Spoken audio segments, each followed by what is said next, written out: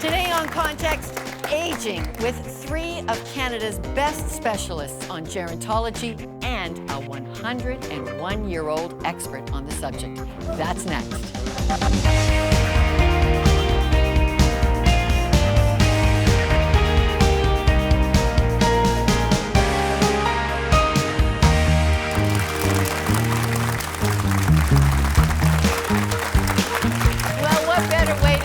Look at aging than to hear from a cheeky young man who has been checking out the facts on the trouble facing aging. Sheldon Neal, over to you. Well, thank you so much, Lorna. Well, we have a very full show for you today, and you will need some basic facts before we get into all of the details. So let's get into it. Some health facts for you. In Canada, the number of elderly people in institutions will rise 61% between 2000 and 2020. More than 50% of a person's life care expenditures occur after the age of 65. Now, currently, older adults account for around 15% of the population, but almost half of our health care spending. Now, moving to the social side of things, in the UK, seniors report television as the main company, their main company. Now, I wonder, is that the way it is here? Because in Canada, 20% of all seniors do not participate in any weekly or monthly social events. Now, finally, financial security. 600,000 seniors in Canada live in poverty. 1 in 4 seniors living alone are living in poverty. Now, according to StatsCan, just under 24% of Canadian tax filers contributed to an RRSP in 2012. So it looks like future seniors may run into poverty issues in the future. Lorna, back to you. Well, to help us understand the numbers and the challenges facing us in the near future, please welcome the Minister responsible for seniors in Ontario, Minister Mario Sergio. Welcome, Mario. Welcome. Good Wonderful to be here. Thank you. So you heard that daunting list Sheldon gave us. Some of it. Okay. There is more to it. Okay, what do Yes. you think the biggest challenges are? The biggest facing challenge? seniors? Yeah. Up to last year, I used to say that by 2016-17, we are going to have more people over the age of 65 than under the age of 14. Well, you know what? As of June of this year, we have more people in Canada over the age of 65 than under the age of 14. My job as minister, and I have this wonderful position, is to keep our older people younger and live healthier lives independently as long as possible. That's a great job description. Keep our older people younger is your job. How? Ageless. Okay, what do you wish to do? In 2003, we came up with the Ontario Action Plan for Seniors. Then we created a bunch of plans and proposals for seniors to keep them active in their own community. Ontario, it's a big place. We have over 2 million people over the age of 65. In just so you one can see the province. challenge. Yeah. And we have the opportunity. What is an age-friendly environment? It is exactly organize seniors in their own immediate community so they feel at home in their own neighborhood, in their own environment, where they can socialize, where they can do activities, they can do a number of things. But there's only one of the many programs we have in place. Okay, do you have programs in place for the inner life, for the spiritual care of a senior? Spiritual care? I don't have that, but I would like to get into that because I'm a very spiritual person as well, okay? But for me, in my capacity, it is important to keep the older people busy, mobile, engaged. It's good for them, it's good for the family member, it's good for the government as well. Okay, well, we're going to let you off the hook on the spiritual care because we've got a great gerontologist who's also a nun coming up with and we'll do more on that later in the show. Good.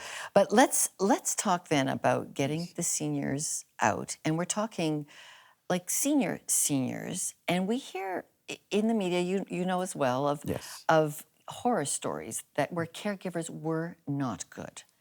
But you know, my experience is always great caregivers when I'm looking across the country at people taking care. Do we have the capacity as people to care for this big change in our aging? We do have excellent people serving our seniors, providers. there is always someone that doesn't get the care, the attention that he or she should. And as more seniors come on stream, we may get more of those particular cases. That is why the government is busy doing us more than ever before to get qualified people, trained people to provide the best of service to our seniors so they can live their best lives. Give us your advice for the caregivers of these seniors. Many of us are in that generation caring for seniors. What's your advice for how we should adapt to that? We need them. We have them. We always need more. We need more, and we need more trained, more qualified as well. As we said, our seniors are mushrooming, if you will, and we will need more of that particular care. As a government, we have to be responsible. This is the challenge that we have, to make sure that we try and provide as much, as fast, as quickly as possible so they can provide the service and the needs to the people that need it. Because our seniors, they want the care where they want it, when they need it. You started this by telling us you want seniors to be ageless. Yes. What is a myth that you wish we would just bust about the senior life? Well, statistic tells us that since 2006, people living 100 and beyond went up by 26%. So just to tell you, the span of life from 65 to 100, there's a lot of opportunities for seniors to stay active, to stay engaged, to participate in whatever activities. But at the same time, health issues may arise during that particular. So this is the challenge that we have as governments, not government, but all government, they have to face that. And we have to get ready.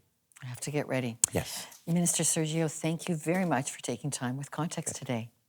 It's a pleasure. Thank you.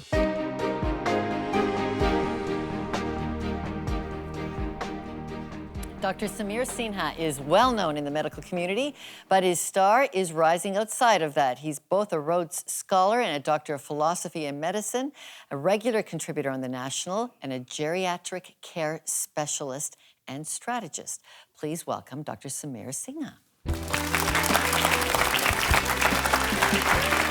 Super, thank you. Thank you for coming. Great.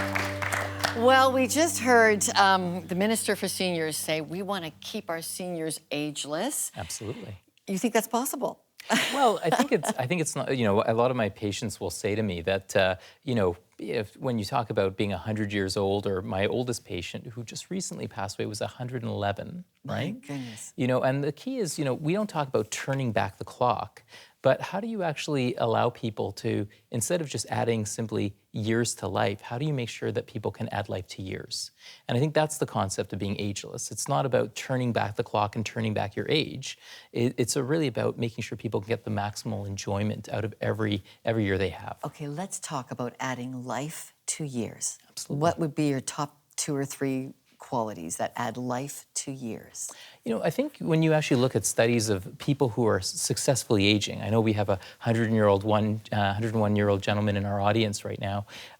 When you actually ask, what keeps you up every day, and it's the idea of actually having a sense of purpose, right? And you'll find that a lot of people who are aging successfully, it's not about not smoking and it's not about exercise. Those are good things to do, but I think a lot of it's about having a sense of purpose, having a sense of community, being able to contribute, and knowing that you are loved and that you can love others as well. And a lot of that is really important to helping people feel well about themselves and having more meaning in their lives as well. Having a sense of purpose as you age, how would you advise us to do that? Well, part of it is, you know, some people say, well, when I turn 65, I guess I have to retire, right? I guess I just have to sit on the couch and just watch TV or something. But no, a lot of people are starting to say, well, why should I retire? I like the work that I do, or, you know, I never got to do that degree in university. I never got to travel to these places, or I want to start a whole second career or second interest. And I think it's about encouraging people to find that purpose, find that thing that interests them. And, you know, as Minister Sergio was saying, part of the work that we're doing is trying to help people build new connections and find new interests and supporting them that way. But your big part of your job actually deals with when people have very few options and they've wound up in hospital at Mount Sinai. They are sick seniors, you have been able to see more elderly patients go home after hospital visits. It's a great breakthrough you've made. How are you achieving that, sending an ailing senior back home? I think part of it's a lot about myth breaking, right? A lot of it's a lot about understanding that I like to say the patients have changed and the system hasn't. When we created our modern healthcare system 50 years ago, the average Canadian was 27 years of age. Life expectancy wasn't really beyond our 60s. So we didn't even have a specialty called geriatrics, really, in Canada, because we just didn't have, those people who live beyond their 60s were often quite healthy people who didn't have significant health issues. More people in Canada today are living with multiple chronic health issues. They may be having both health and social issues as well that might threaten their independence and threaten their overall health and well-being. So what we've done at Mount Sinai and what we're encouraging and supporting other hospitals to do is understand that because the patients have changed, what do we need to do differently to provide them that care? So with the same number of staff, but just working differently with a different mindset. Like what? So just recognizing that mobility is really important. Yeah. It's making sure that people aren't spending time in bed, but trying to stay as active as they can in hospital. Making sure that we understand the medications we're giving, because some medications that might be safe for young people are more harmful for older people. And it's about making sure that we know that older people can be at risk of certain complications. So how do we be proactive to identify those people at risk and stem those issues from happening? What are the risk factors that you wish you could just, with a bullhorn, say to all seniors, stop doing this? There's a really good study that was done recently, and it actually looked at longevity amongst older adults who are 75 and older. And it said, what are the 3 things they can do to actually live up to 5 years longer? And they actually found in this study that not smoking, because I don't advocate smoking, doing some regular physical activity. Now, this is not going to the gym. It's just even talking about doing a walk a few times a week, for example. And also maintaining a good social network. You do those 3 things, and you can actually live 5 years longer than an older person, 75 and older, who's not doing those things. Boy, the inner life, the good social network is part of that. Really matters, doesn't it? Massively. One thing you focus on quite a bit is spirituality, about having a sense of purpose, having a sense of meaning. And we often neglect, we don't think about that. And one of your statistics talked about the problems of social frailty. As we get older, one of the challenges, we may outlive our loved ones. And so the question that I often work with is when I have my older patients is how do we reconnect you? How do we build those networks? And even, one of the things that, spiritual communities do is they might actually say, if you can't come to the church, for example, you can't come to the mosque or the synagogue, we'll come to you. We'll keep providing you that connection. And that's incredibly meaningful for a lot of people who may be having their world closed on them because of their physical limitations. Okay, well, that is so encouraging because it really is something we can all get engaged on. And I'm so encouraged that someone as young and vibrant as you is going to be taking care of this cutting edge work on taking care of our seniors. Thank you. Well, thank you very much. It's a privilege and an honor. Well, and are you taking the bike home? You talked about being active. You usually do all your work back and forth with the bike, right? Absolutely. I love using the bike because, again, it's a small way that I can stay healthy, and hopefully I can keep biking till at least 100 years of age. Okay. All right, Dr. Sinha, thank you very much for taking time to be with us. Thank you for having me. When we return, Sister Mary Rose Marin on the soul of the senior. But first, what our 101-year-old guest thinks of a telemarketer. Cynthia of the silken voice, you rushed me to the telephone to tell me my phone number had won a free stay in your exotic hotel, which you described so nicely. I'd like to meet you, Cynthia, only you burned my toast.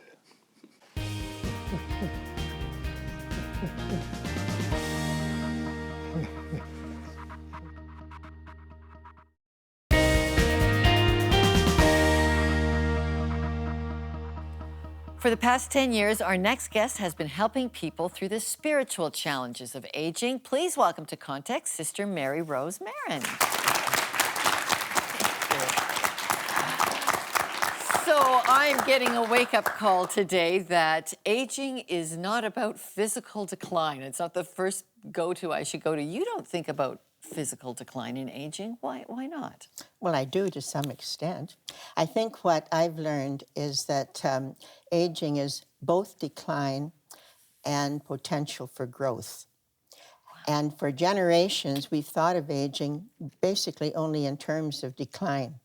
But in the 1970s, gerontologists started to explore the undeveloped aspects of aging. And when they did their studies, one of the things that emerged was that a strong, undeveloped potential was spirituality. And that people actually have potential for greater inner growth as they get older than at any other time in their life. Oh my goodness. So where do we begin on this? Well, I think we begin to recognize that maybe there are possibilities that we haven't thought about before. And you classify people as pre-retired, retired, and seasoned retired. So just take us through those categories for a moment. Well, when we're talking about the second half of life, okay, we tend to think of only elders. And actually, second half of life has three groups. There's the pre-retired and the early retired.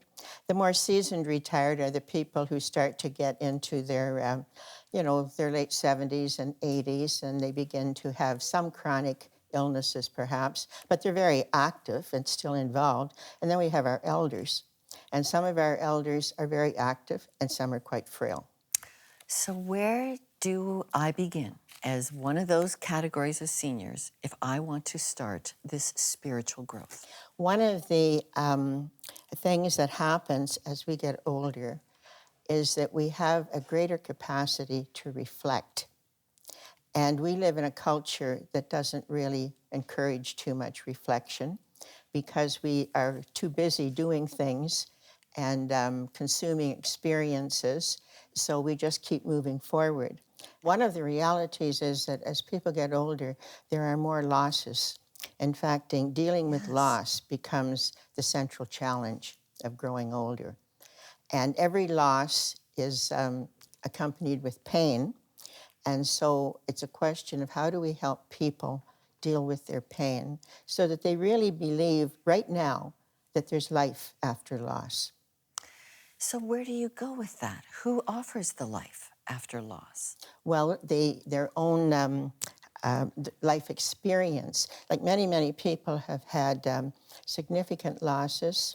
They've worked through the pain of it, and they've come through maybe with new experience, with new insight.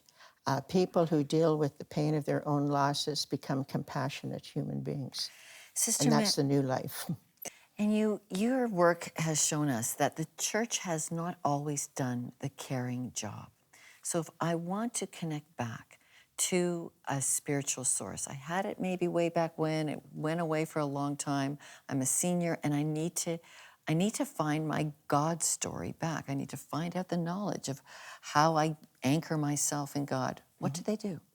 Well, one of the things that I find is really helpful with people is to help them reflect on their own life story. I do a lot of life story work. And for example, if you say to somebody, what's a memory that you have from your childhood? And they tell you a story. They don't discuss it. They tell you a story. And so if they remembered that, then I might say, why do you think that's important to you? And very often they've never thought about that. And I'm thinking of one person, and it's a story of a tea set. And anyway, it's a long story. And at the end of it, in this writing group, we said, why do you think that's important to you? And there was great silence, and the woman waited. And finally she said with a little tear, I was very much loved. And I never thought of that before. Wow. Well, So if you can help people connect with those experiences, then they're on the path. wow.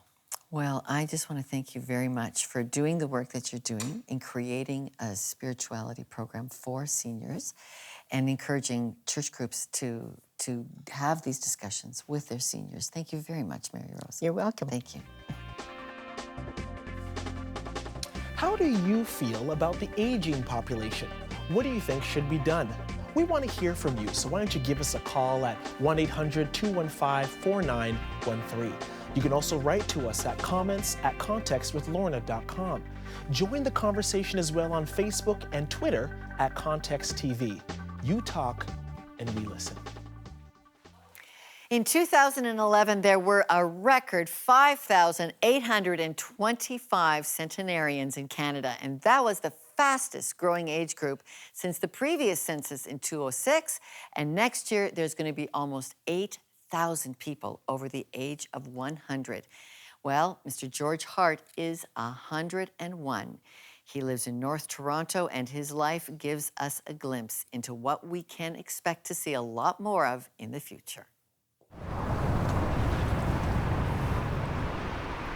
I was born the 15th of October 1914. I go for a walk for about 6 blocks. That's the most I can manage now, because I know it's necessary, you know. It's not exactly something exciting to do. In the wintertime, when I can't get out walking because of the very cold air, I do 600 turns on the bicycle. The paintings that you see here in the home are all by my wife. When she retired at 70, she started to paint. I wrote a poetry to Jean before we were married. And then when Jean died, I started writing about my grief. I'd like to be remembered as somebody who didn't spend his life trying to make a fortune and who cared for his neighbor to some extent, with all the faults that I had. My love went a-walking, left her paintings on the walls, left her songbook on silent keys, and came not home again. My love went a-walking from the stage as footlights dimmed, from the stage as footlights dimmed, and came not home again.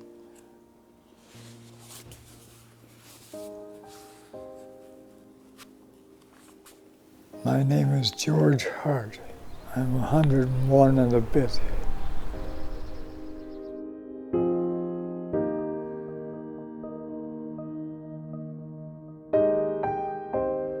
After the break, a talk with my own aging mother helps me adjust a few opinions. That's next.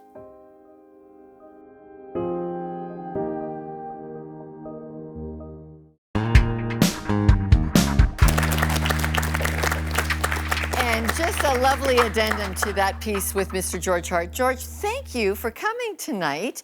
We thought we had to keep you all tucked away, safe, and no travel in your home. And you just said, no, I'm coming down to the studio. You surprised us tonight. Thank you. Thank you for being with us. Well, my aging mother has had 150 of her neighbors die in the past 12 months. And that included her own best friend, Martha Peters. And that's Mom in the green jacket. She is 87. And her home is in BC's largest facility for senior care. And here's Mom's chaplain at work, Ingrid Schultz, a fine reverend who says, we get time to do this journey. She's an expert in spiritual awakenings amid the land of aging. And Chaplain Ingrid told us, our value as humans is not all that we did or what people said about us, but that we are loved by God, period. These are prayer shawls that Mom makes for her chaplain to just go lay on people so they feel the love of God through another touch.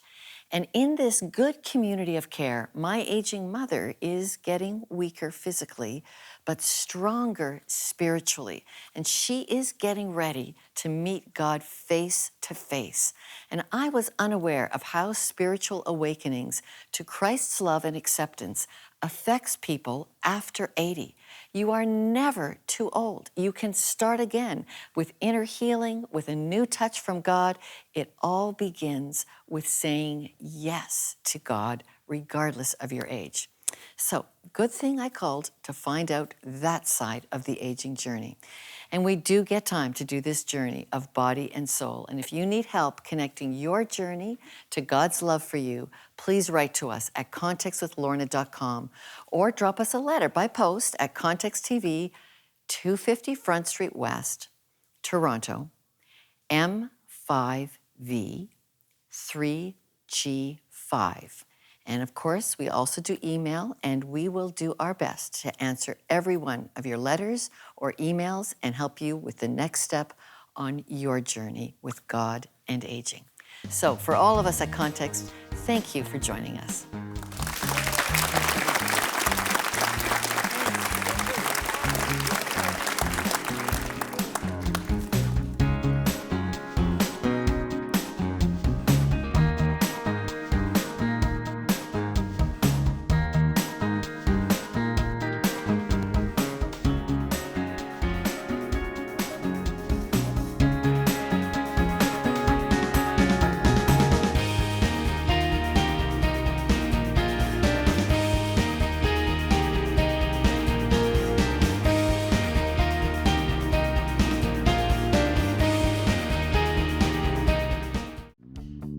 Why just watch Context when you can be part of it? To join our live studio audience in Toronto's CBC Broadcasting Centre, give us a call at 416-599-9777, extension 58, or email us at tickets@contextwithlorna.com. We have more news for you online at Context. Now, these are the stories you will not find and see on TV, but it's a daily delivery for your phone, iPad, or computer. Here's a few of them. In the midst of security fears with Syrian refugees, it never hurts to hear from a national hero.